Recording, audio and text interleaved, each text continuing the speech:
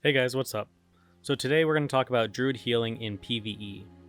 Druid healing has changed a lot throughout WoW. We had additions of new spells like Life Bloom and Nourish, and we've also just seen healing rotations and kind of playstyle of Druid evolve throughout the game. In Classic WoW, max rank heals are extremely mana intensive, and because of this, you kind of have to change your playstyle. Uh, Druids need to be mindful of how we heal and what ranks we use. That is going to be the biggest way to improve your healing as a druid. So first, let's talk about hots. Hots are your heal over time spells, and they're what druids are known for. We have only rejuvenation and regrowth in Classic, and while these abilities are very strong, we often run into issues with overhealing and mana problems, so that is one thing we have to keep in mind with our heal over times. Now, Healing Touch, this is Druid's direct casted heal.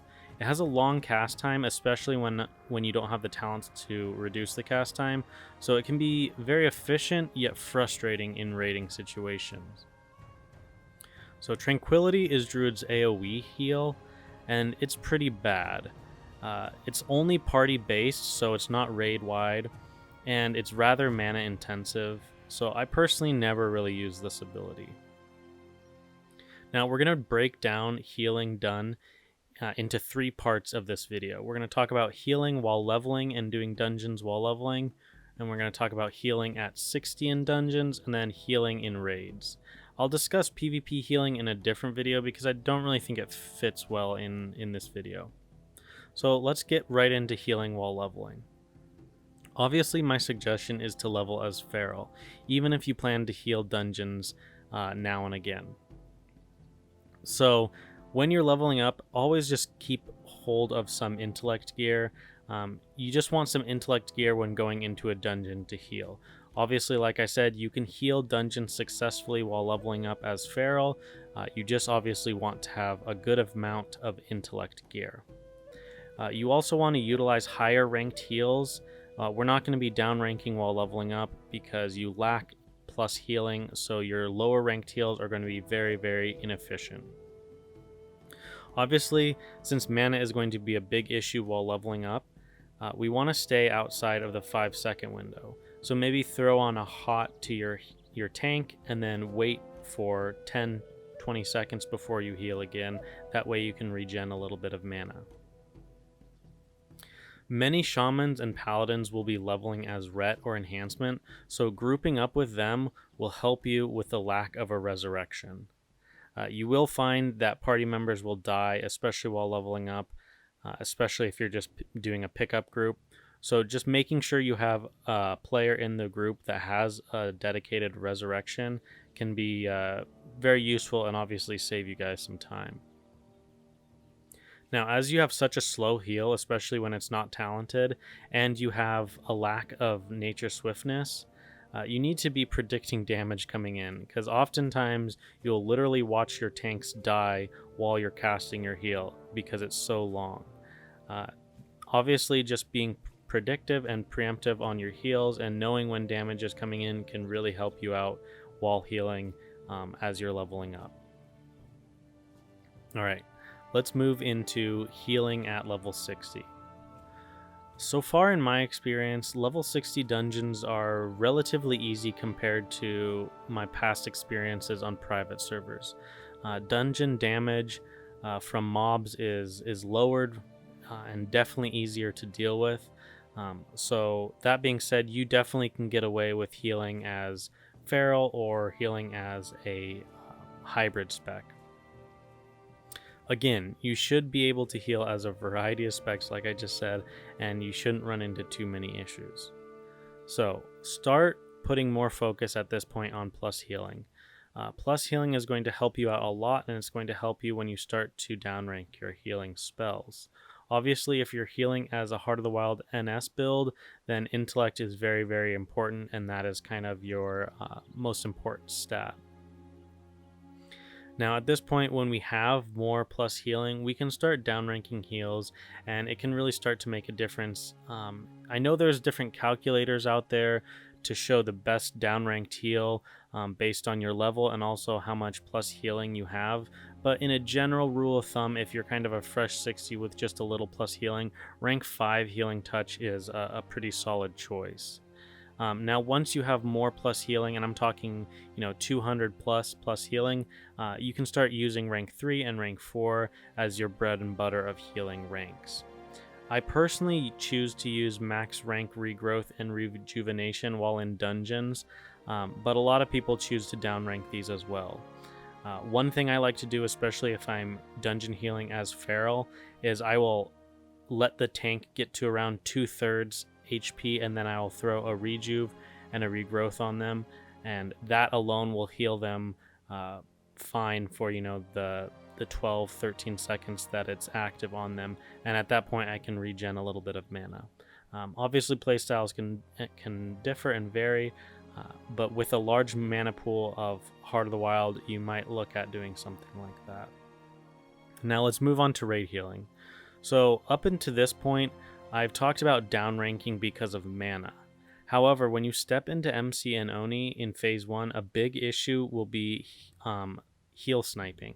So heal sniping is when you start to cast a healing touch or a regrowth, and the player that is going to receive that heal is topped off before you can complete your cast. This occurs because of how long healing touch casts can be, or it might just have been that you are slow on getting the heal off.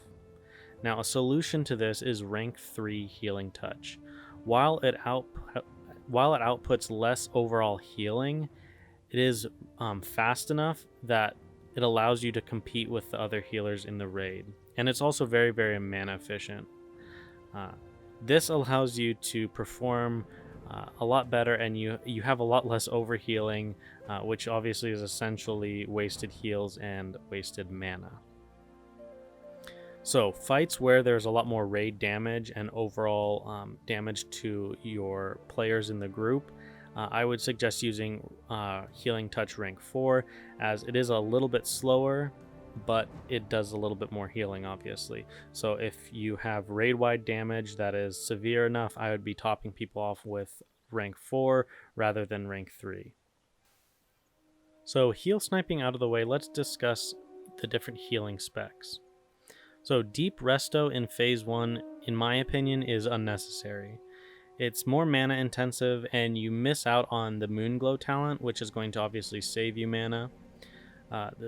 The ability Swiftmend that you get from going Deep Resto also is wasted on most fights in Molten Core, because you just don't run into burst healing situations that much.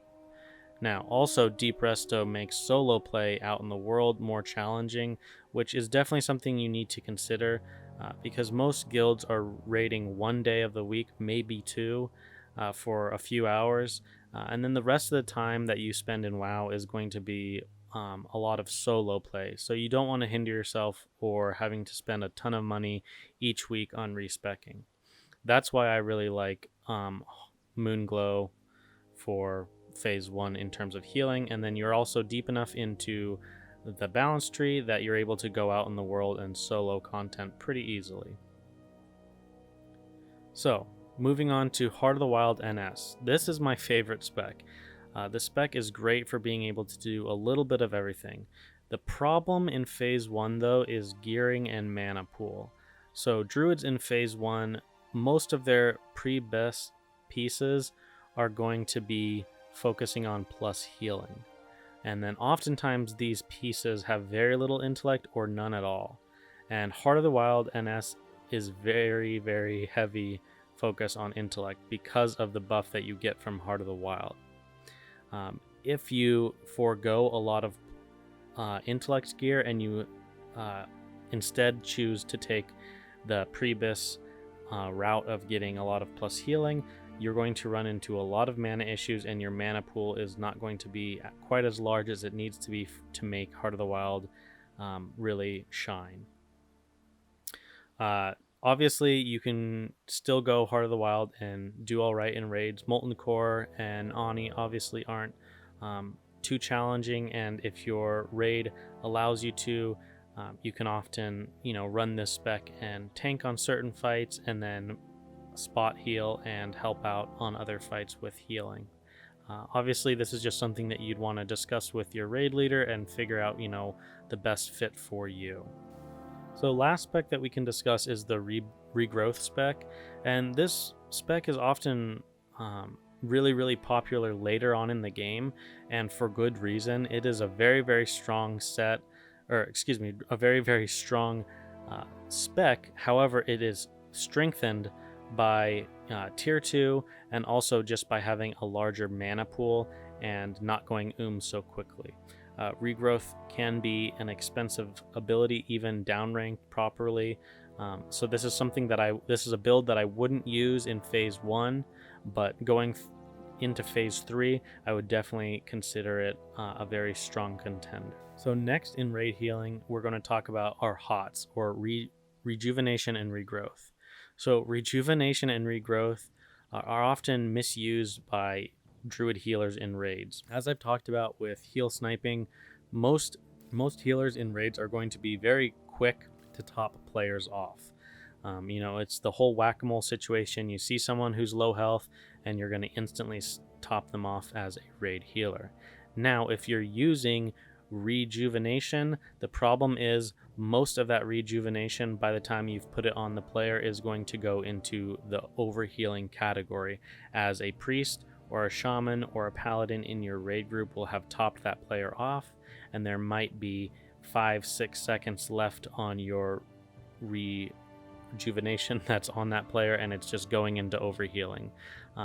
So as a rule of thumb, I never use rejuvenation or regrowth on non-tank players. Now, there are some fights where there is a lot of raid damage, and using a lower ranked rejuvenation can be pretty strong, so that would be something like rank 5 of rejuvenation.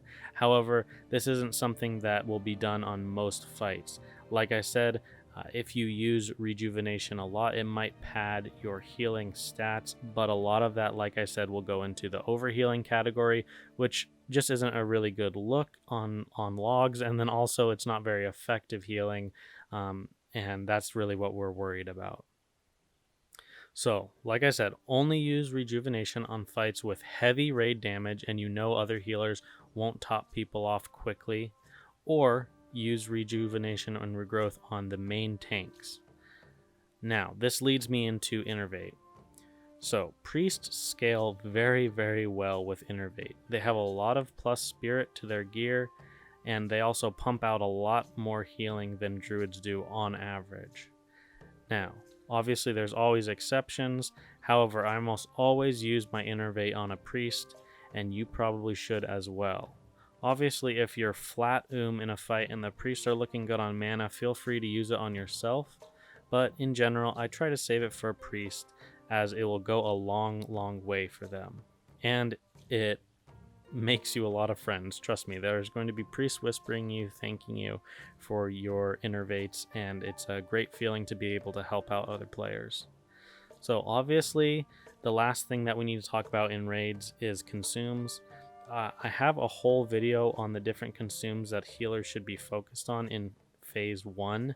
However, just to quickly hit on those, it's pretty easy as a healer. What you should be focusing on getting is mana pots and demonic runes or dark runes.